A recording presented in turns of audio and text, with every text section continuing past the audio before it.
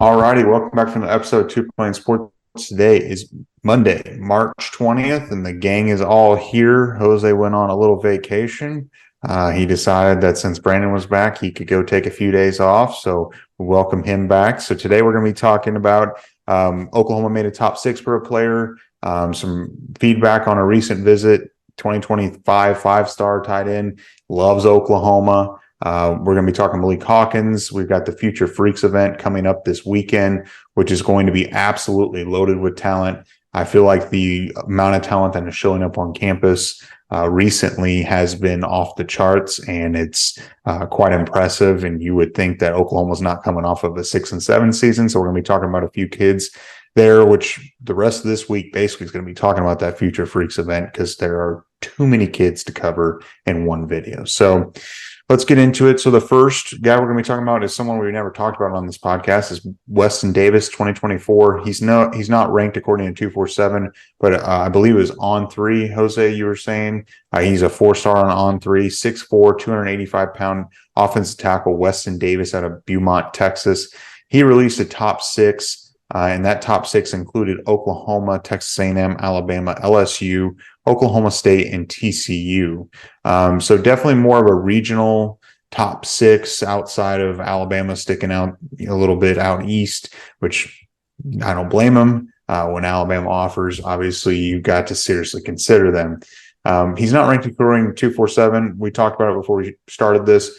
Probably because 247 just hasn't seen him enough. Obviously, if Alabama's offered him, Oklahoma's offered him, A&M's offered him, he's an extremely talented kid. At 6'4", 285 going in your senior season, what do you think, Brandon? Yeah, 6'4", 285. He's got the Alabama stamp of approval. I've talked about it a lot of times on the show. I think Bill Bedenbaugh is the best offensive line coach in the country. If Bill Bedenbaugh approves, he's got the size of the frame. I'm on board. Hopefully, Oklahoma was able to convince him to eventually call Norman home. It's always good to make a top six, but obviously with the top six, it's still going to be an ongoing process. We won't find out for at least another month or so, I bet. But I mean, there's a lot you can do with 6'4", 285 and Coach B at the helm. So I'm all on board. Hopefully we can make Weston Davis a Sooner. It is an interesting mix of schools. So it'll be, I think top six is kind of really where you start looking at a list and figure out, will we make it to the official visits? I would assume so because of Coach B and what he's done and how the offensive linemen, once they get to the NFL, have performed, especially recently. Creed Humphrey being Coach B's probably biggest name that's out there. I know Oklahoma as a brand has other guys, Trent Williams and Lane Johnson and the league as well, but Coach B can really show guys that he can put guys in successful situations to be in the NFL. So who gets cut, right? I mean, to me, and it's probably because of a biased take, it seems like Oklahoma State would be the easy out because TCU actually so it's really a top five. Yeah, that's how I'm saying it. Obviously, we don't know for sure from his perspective. Maybe he wants to stay a little closer to home, right? But if you look at the six, there's only one school that really doesn't win, or winning isn't part of their tradition. And the other five, at least, are consistently winning, or if they're not, I think LSU, you could say, isn't a consistent winner or isn't seen as a consistent winner, even though A&M doesn't either. They blow up they really hit the lottery some years and get to national championships and get to the promised land that everyone's trying to get to. So we'll see where everything ends up. I think Oklahoma should be in a good position to get an official visit once summer comes around. But they could be targeting other guys where it might just be that Weston doesn't make the cut for OU. I don't see that happening, but you never know with this kind of stuff. You don't, but you got to feel better than being included in a top 15 or a top 12 or a top 26. Yep. Top six is top 25s are always the best. Love them. They're always the best, or the ones that are. It'll have like 31 offers, and they'll be like top 25. Narrowed it down. Good job, bud. Yeah. So top six, I do agree. I'm not sure if he's planning to make a visit to Oklahoma, as far as maybe is it the Future Freaks or not. I would imagine if you're making a top six, I'm not sure if he's honestly been on campus or not. I would think he has been, but I'm not 100% sure. I just might not know. If not, I would imagine he would be coming to the spring game. or the Future Freaks event. So either way, hope to see him on campus, staying in that Texas area. We're going to move on to 2024 4-star offensive tackle Bennett Warren. He's a 4-star, like the number 15 offensive tackle according to 247. He stands at 6'7", 315 pounds out of Sugar Land, Texas, which is honestly hard for me to wrap my mind around that a guy is a junior in high school and is weighing 315 pounds at 6'7" already. Oklahoma is definitely well up into Bennett's top 5 or whatnot. He took a visit to Oregon recently. It seemed like that visit went really well. He went out there to spend a few days and really get the vibe. But he recently visited Oklahoma at the March 5th event, and it seemed like it went really well. The Soul Mission stood out to him. The culture, the reviews of coaches and past players have really stood out to him. It seems like Oklahoma's in a really good spot. Now, I will say that Texas A&M 247 insider Brian Pironi put a crystal ball in favor of Texas A&M on February 9th. I had a confidence level of 6, so I mean that has to mean something.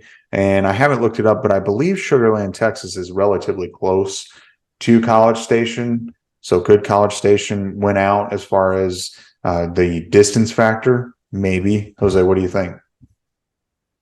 I think from my perspective, he probably would be the biggest get for the offensive line position for Oklahoma, given that he does play all over the field, mainly guard, and the motor he has. Hopefully it does come down to Oklahoma there at the end. Like you mentioned, he's still taking a lot of unofficial visits. Oregon isn't going to be an easy team to beat. If you haven't recognized that already, then just go back to last December when Peyton Bowen was almost a Duck and just forgot to put AM in his letter of intent, giving Oklahoma a chance to come in and scoop him up there at the end. They ended up beating USC for Mateo Uiagalelei, who was supposed to be a shoo-in for their program and then ends up going to Oregon. Like, Oregon is never going to be an easy school to beat when it comes to recruiting. A&M, as we've got to experience over the last couple of years, is going to be a pain in the ass. So it's going to be a matter of, can Coach B communicate, how he sees him? Can they show him that he's a priority? And does distance come into a factor for him? Because I believe you're right. I'm pretty sure Sugar Land is pretty close to College Station. So if he needs to be close to home or wants to be close to home, that's really going to be a big drawback for OU. I mean, I kind of agree with those. I think he's the jewel of the 2024 class for the offensive line, if you will. He's a dude who's 6'7", 315, but moves really well, like I was alluded to. And he's also plays basketball in his 24/7 profile. If you guys remember last time we talked about him, Ho said he uses his big ass to move people out of the way. He does it in basketball, he'll do it in football too. Obviously, I think, again, Coach B is the best coach in the country. I think if you're an offensive line prospect, Oklahoma is the move. If you can get a guy like him, and then you get Weston Davis too, say in the 24 class, plus what we got in the 22 class, 23 class, you can get a bunch of tackles, guards, whatever, and have them all compete. And then the best man wins, and then your offensive line should be SEC ready. The talent is there. It's exciting. I hope Oklahoma gets all these tackles. The more the better. You can never have enough. Competition is always good. Yeah, really, and that's really the philosophy, it seems like, of this staff is the more talent we have, the more competition, the better we will be. And that's how the best programs are built. I mean, you don't just take 1 or 2 great players. You try to take 4, 3, 4, 5, 6, however many scholarships you can give out to great players. You don't hold the scholarships. And that used to drive me nuts with the previous staff of having available scholarships in the event that someone becomes available in the transfer portal. Well, you could live your whole life in a lot of what ifs. You got to do what's right now, and it is what it is. And so I like this. The more great players you have, the more gooder you are as a team. The more gooder. And that's what we're all about, is being more gooder. More gooder. I would agree with that. So But yeah, I mean, that's a couple good reviews, and making the top six is great. So we'll move on, and we're going to start talking about some future freaks visitors. Before we get into it, we just want to say, be sure to like the video, subscribe to the channel, turn the notification bell on, follow us on Twitter, Instagram, Facebook, Apple, Spotify, and TikTok. Everything's linked in the description below. Definitely want to follow us on our social media, especially going into this weekend with the visitors coming up, the amount of visitors. A lot of people will be posting pictures, updates, things like that. We'll try our best to cover and be able to bring almost all the tweets by the visitors on our feed. And then also, if you're listening to us on Apple or Spotify, leave us a review on there. It helps us out a lot. I think over 40 of you have on Spotify, so be sure to join that and help us out. So let's talk about probably one of the biggest upcoming visitors, and he already gave a quote to On3, is 2025 five-star tight end Devon Mitchell. And Brandon and I talked about him last week, and Jose's talked about him a lot as well. But he currently plays at Los Alamitos High School, best friends with Mike Hawkins, which I'm sure everyone that's watching this video are very familiar with Mike Hawkins. But Devon Mitchell gave this quote saying, "Oklahoma is number one on my chart right now. I have visited 4 or 5 times already, and I really like it out there." So that obviously bodes well.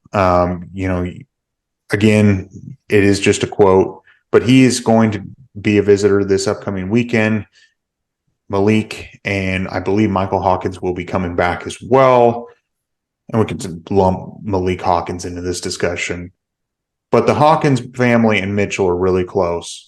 Obviously, former teammates. Mitchell's saying that he's already been there 4 or 5 times. It doesn't matter that he's out in Los Alamitos.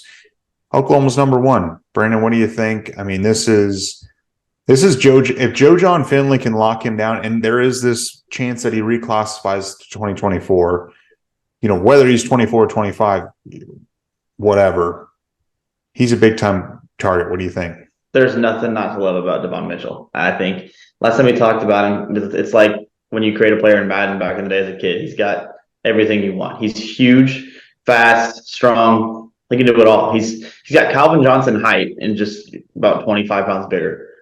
So there's really not a lot to not love about Devon Mitchell. I think he would be a guy that could immediately play as a freshman. I don't think start, but be a rotational player. And then obviously as a sophomore and beyond, be the starter. I think the same thing about David Stone. If he comes to campus, I think he'll be a impact player as a freshman and then start as a sophomore. I have the same feeling with Devon Mitchell here. And plus, I think for Devon Mitchell, his sake, you mentioned his relationship with Mike Hawkins, which is obviously awesome. I think they kind of feel like a package deal and a package trio, if you will, because I think if Mike Hawkins comes, Malik Hawkins will come and Devon Mitchell will come. I feel really good about Oklahoma's chance with all 3 of these kids, to be honest with you. I would pick Oklahoma as the favorite right now. And obviously his quote he said it himself. No matter what, though, if Mike Hawkins doesn't become the guy, I think if you're a Devon Mitchell or any receiver for that matter, if you look at this quarterback room for Oklahoma, it's solidified for the next 3, 4, 5 years. And you're going to have a good guy no matter who it is.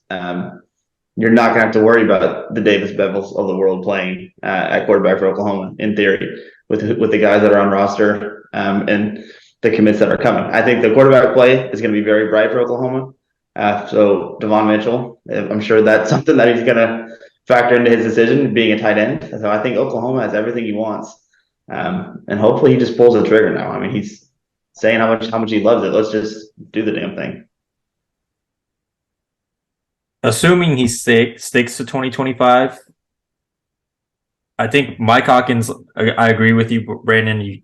After what Devon said and given how everything seems to be trending for Mike Hawkins, this has to feel good for that April 8th announcement in regards to Hawkins.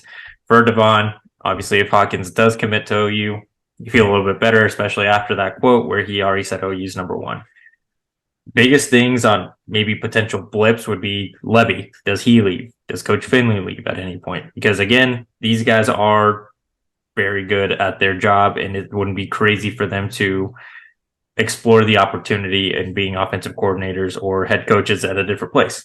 Assuming none of that happens and everything is the perfect rules for Oklahoma, Devon Mitchell seems to be one of the bigger recruits for the 2025 class. And we already have his quarterback, by all means, for his class. Again, assuming he doesn't reclassify to 24.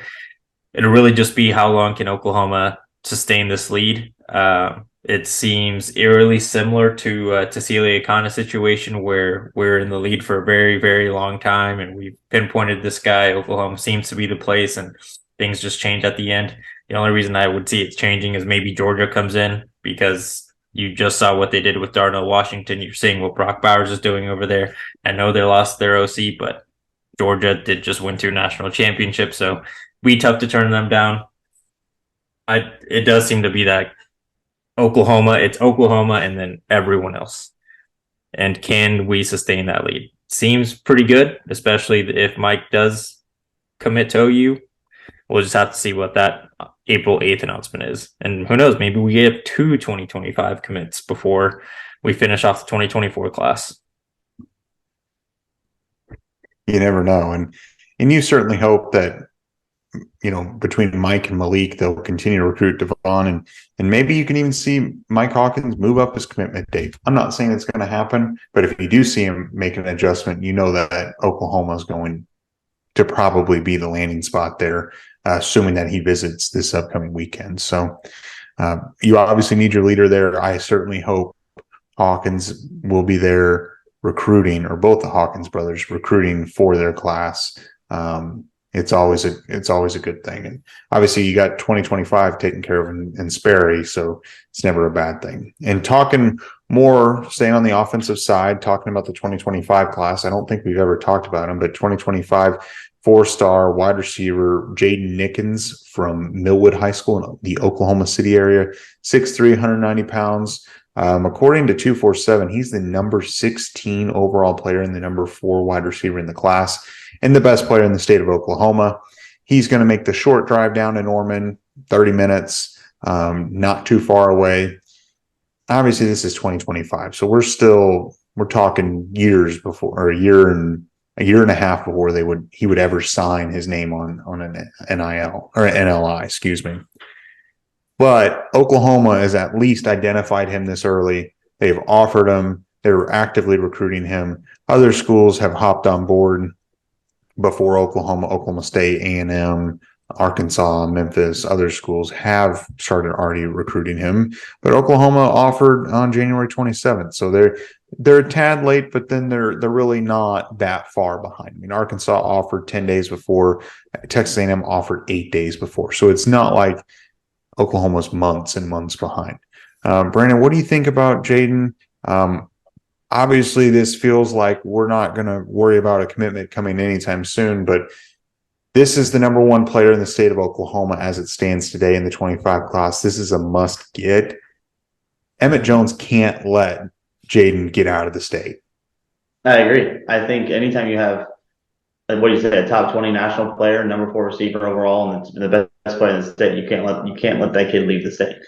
We've had our downfalls, I guess, with in-state recruiting. You lose out on By Joe, but he was really never an Oklahoman, if you will. I just lived there. David Stone's still an ongoing battle.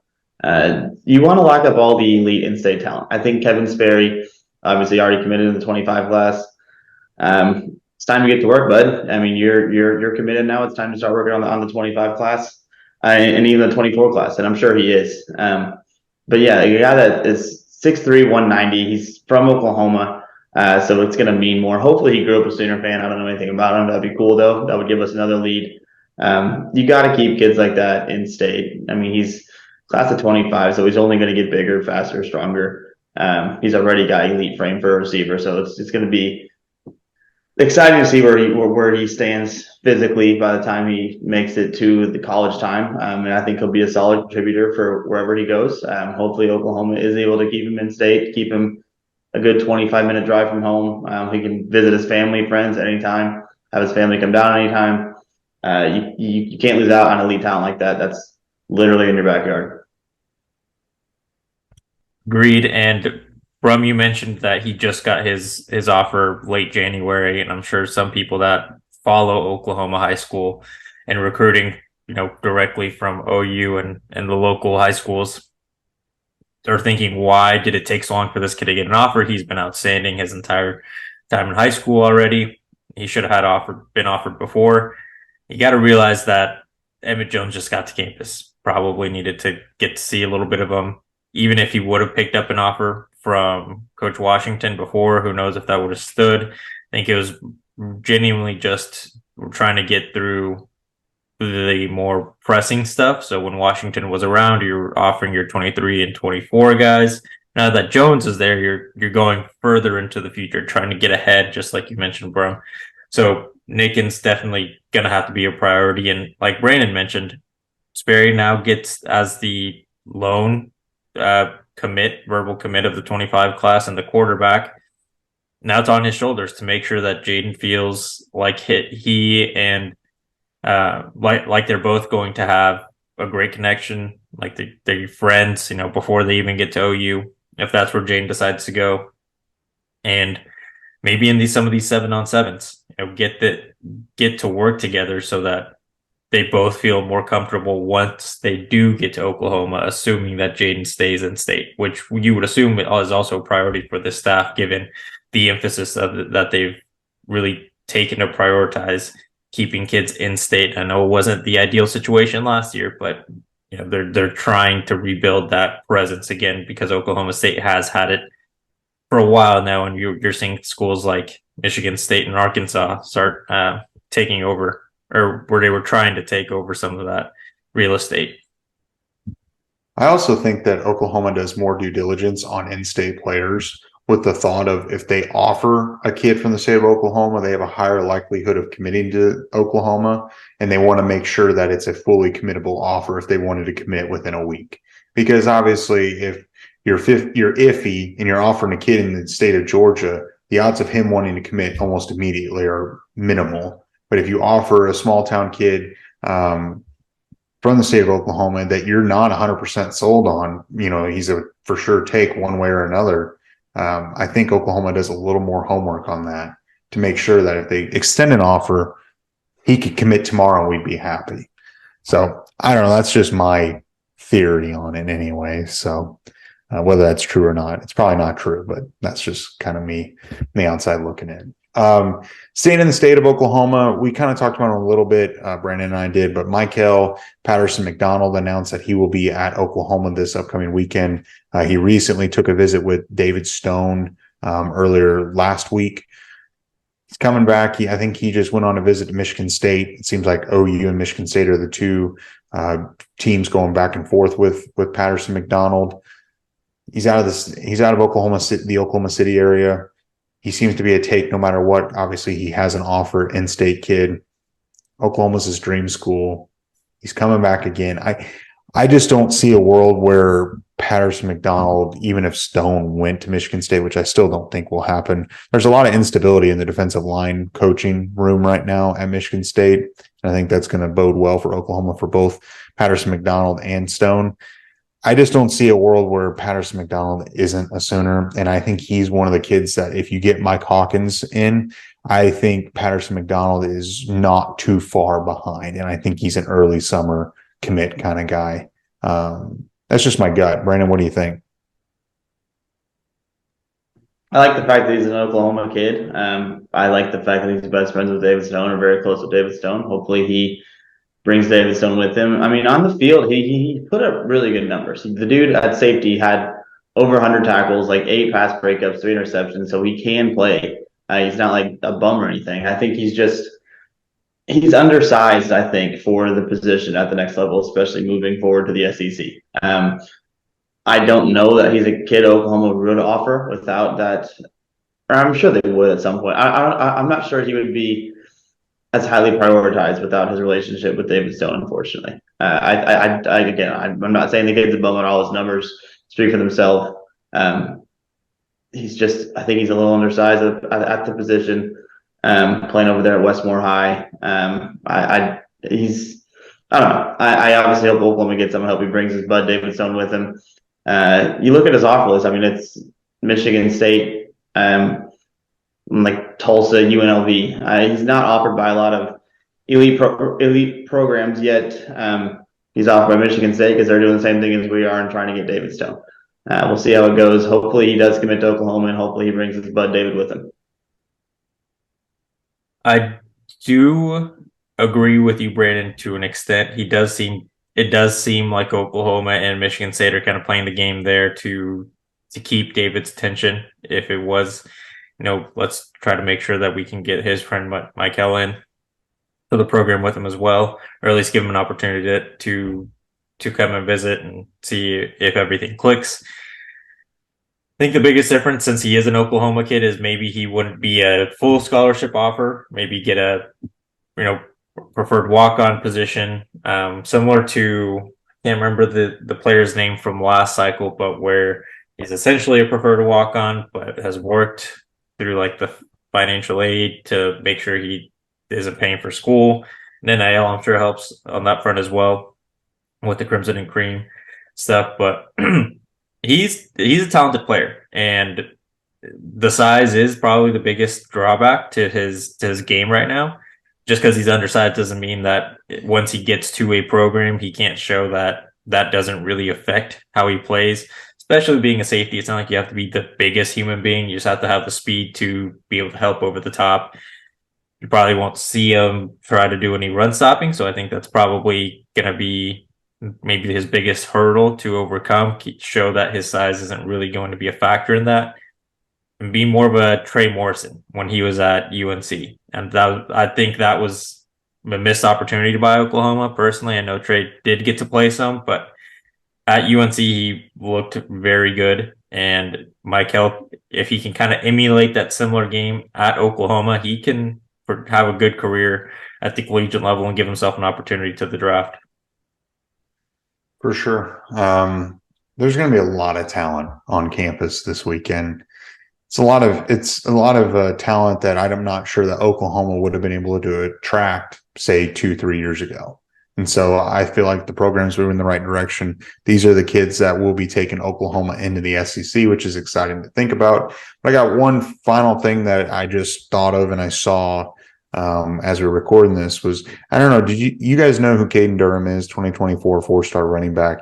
Mike Hawkins put out a picture or a graphic of his upcoming commitment between Oklahoma and TCU with the date and time and everything else. And Kaden Durham posted that on his story and said, might just go wherever he goes. And it seems like this past week, there's been 3 crystal balls in favor of Oklahoma for Kaden Durham. I think that Kaden Durham, I mean, I know kids will just say things to get people talking about it. But between the crystal balls, Hawkins coming up with a commitment in the DFW area, I feel like Kaden Durham could be one of those guys that could hop on board around the spring game. You guys have any thoughts on that? I wish we were live right now. So you were breaking that kind of. Yeah. You would break it. That would be pretty cool, but we're not. No, we're not. Seems like once one guy makes that verbal commitment for 2024, it'll just be the domino effect that we saw became a routine with the 23 class. It was one guy, and then you'd get 2 or 3 more on top of them over a week or 2 span. So if it is Mike Hawkins, who is the inaugural player to the 2024 class, then we'll probably see Michael hop on the train, Kaden Durham hop on that train, the in-state running back, who I can't remember his name right now. I think it's Xavier. I'm not even going to give a guess past that. I know who you're talking about, but I can't think of it. I can't think of his name. Who knows? Maybe we'll get all 3 running backs, assuming that we pick up 3, including that in-state kid. We get a lot of offensive weapons right off the board, and Michael hops on the train after this weekend. I think we'll take at least 2 running backs in the class. I still like James Peoples the most, but like I said, I think James Peoples paired with anybody is a good class. I wouldn't mind if it's Kaden Durham. Yeah, either way. So that's all I've got. You guys have any final thoughts? If not, Brandon can roll into the video challenge. All right, so there's a lot going on in the world of sports right now. I know it's not football, which is obviously all of our favorites to watch and stuff, but you got the World Baseball Classic. Trey Turner had a big grand slam the other night against Venezuela to put them into a very good position right now. They're beating the hell out of Cuba 9-2. Looks like they're going to be playing in a final Tuesday night against probably Japan, but we'll see what happens there. So you got that going on. You got March Madness, obviously. Jose and I did not fill out a bracket this year. I'm glad I didn't, but I'm also wishing I did because it makes the tournament more fun to watch. I can tell you my bracket would absolutely be toast if I had filled one out, because I would not have picked FDU to beat Purdue. I would not have picked Kansas to lose round 2. I would not have picked Duke to lose round 2. It would have been busted. But I'm sure many people did filled one out. So who are your NCAA tournament champions if you did fill out a bracket? And are any of you guys watching Team USA in the World Baseball Classic? Because I don't really watch baseball much either, but the World Baseball Classic is fun. Hopefully Team USA can win one more, assuming they don't, choke tonight against Cuba, but I think they have a 7-run lead the last I checked it. So they shouldn't. In theory, they shouldn't. Yeah. So no, this year, as far as March Madness goes, it just seems like there's so many upsets and there's no real dominant team. It seemed like the number one team over the course of the season was just constantly losing and was just cycling through. So anyway, but you made it this far. Like the video, subscribe to the channel, turn the notification bell on, follow us on Twitter, Instagram, Facebook, Apple, Spotify, and TikTok. Everything's linked in the description below, and we'll catch you guys Wednesday.